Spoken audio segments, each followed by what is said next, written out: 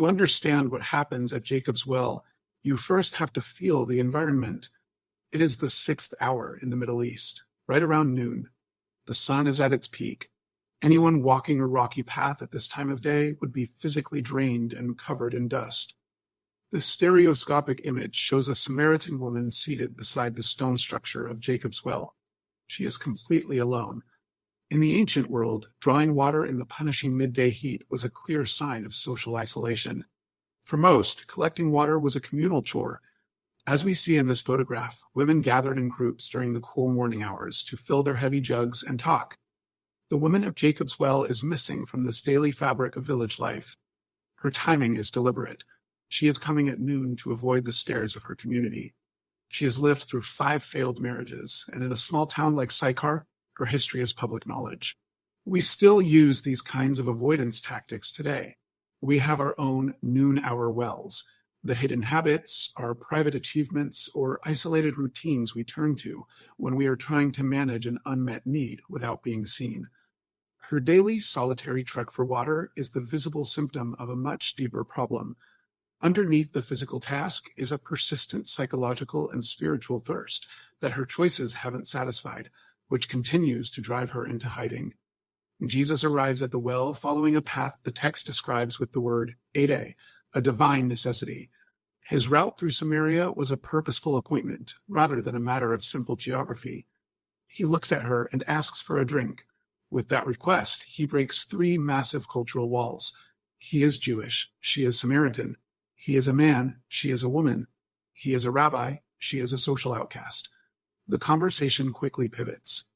When she points out the tension of a Jewish man asking her for water, he offers her living water.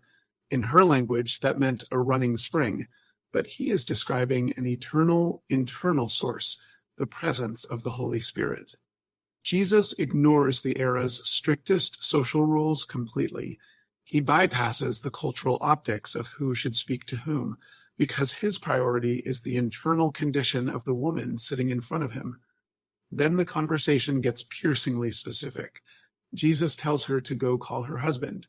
She replies that she has no husband. He agrees, pointing out that she has had 5, and the man she currently lives with is not her husband. In her culture, this is the history that others use to shame her. Her instinct should be to run, yet she stays, because he states the facts of her life with absolute clarity, but without a hint of cruelty. By naming her 5 marriages, Jesus is showing her that her cycle of relationships has left her exactly where she started, alone at a well, still seeking something she hasn't found. This is the diagnosis. Her life is proof that the thirst remains. Feeling exposed, she tries to deflect the conversation. She points to the imposing peak of Mount Gerizim and brings up a centuries-old dispute over which mountain is the correct place to worship God. Jesus answers by revealing his identity as the Messiah, and then he redefines worship entirely. He tells her the hour has come when God seeks people who will worship in spirit and truth, regardless of their physical location. True spiritual healing occurs when absolute vulnerability meets absolute grace. In that moment, the geography of worship becomes secondary to the genuine posture of the human heart. When his disciples return, the woman leaves to go back to the city. But the text includes one small, precise detail. She leaves her water jar sitting by the well. That jar was her entire reason for making the trip. She abandons it because the spiritual thirst she carried out there has finally been addressed. The practical task that wants to find her day is suddenly irrelevant.